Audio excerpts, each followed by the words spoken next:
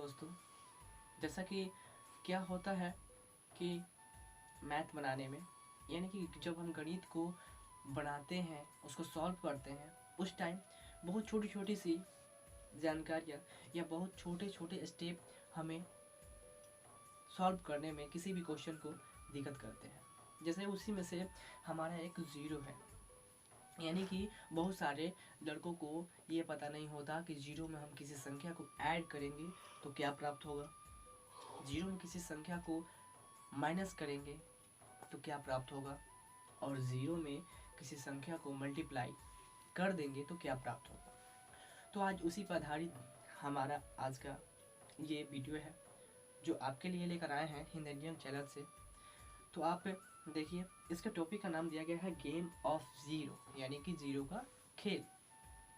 तो सबसे पहले हम सीखते हैं कि ऐड के रूप में अगर ज़ीरो में किसी संख्या को ऐड किया जाए तो वह क्या हमको देती है। ठीक, तो सबसे पहले हम लेते हैं यहाँ पे किसके रूप में, ऐड के रूप में, एडिशन के रूप में।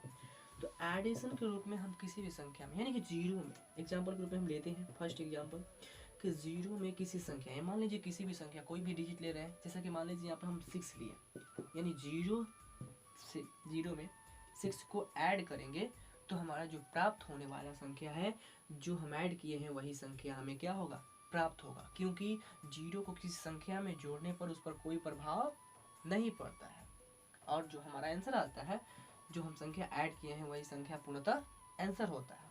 जैसे मान लीजिए एग्जाम्पल के रूप में हम बड़ा डिजिट कोई लिए, जैसे बड़ा डिजिट में जीरो में ऐड करना है 2 3 1 2।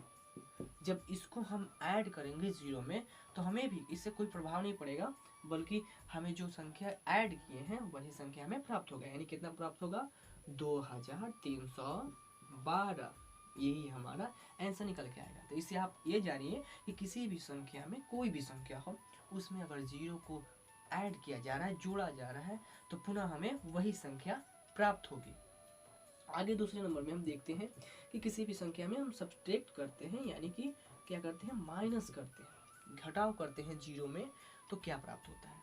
एग्जाम्पल के रूप में फर्स्ट में ले रहे हैं एग्जाम्पल, मान लीजिए ज़ीरो में हम माइनस किए 5 को, तो ये भी कंडीशन वही होता है ऐड वाला, कि जितना हम इसमें माइनस करेंगे वही संख्या हमें प्राप्त होती है। यानी कि इसका हमारा आंसर निकल के क्या आएगा, -5।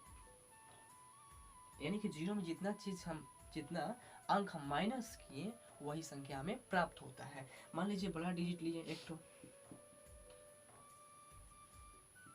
बड़ा में मान लीजिए जीरो है और इसमें हम बड़ा डिजिट को घटा रहे हैं, जैसे कि 2 3 2 1, और जो हमारा प्राप्त होगा तो वही संख्या प्राप्त होगा जो हमें जीरो से घटाना था।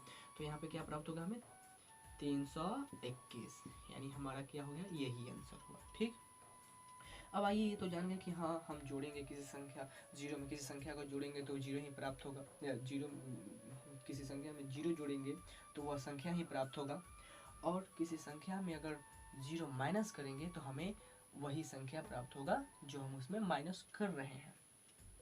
अब इसमें मल्टीप्लाई के रूप में देखते हैं कि अगर हम किसी संख्या में जीरो से मल्टीप्लाई कर देंगे तो हमारा क्या प्राप्त होगा। तो मल्टीप्लाई के रूप में हम देखिए, सबसे पहले तो मल्टीप्लाई के रूप में हम यहाँ पे एग्जांपल लेते हैं। एग्जांपल लिए फर्स्ट, अगर मान लीजिए जीरो में मल्टीप्लाई किए 6 से, तो हमारा जो आंसर आएगा वो जीरो आएगा।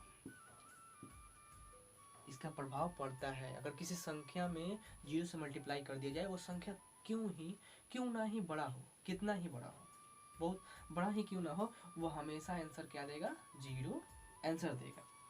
तो मल्टीप्लाई करने का तरीका आपको मालूम हो गया होगा कि हम किसी भी संख्या में अगर जीरो से मल्टीप्लाई करते हैं तो हमारा आंसर जो होता है, गुणनफल जो प्राप्त होता है, वो हमारा जीरो प्राप्त होता है। डिवाइड के रूल में चलते हैं कि अगर डिवाइड कर देंगे तो क्या प्राप्त होगा। तो डिवाइड में क्या होता है, डिवाइड करने के प्रोसेस में, डिवाइड में होता है कि किसी भी संख्या में अगर जीरो में किसी संख्या को भाग देते हैं, यानी कि जीरो से, जीरो जो है उसमें किसी संख्या, यानी कि जीरो में हम यहाँ से 4 से भाग दे रहे हैं, तो हमारा प्राप्त होने वाला जो संख्या है वो हो जाएगा जीरो।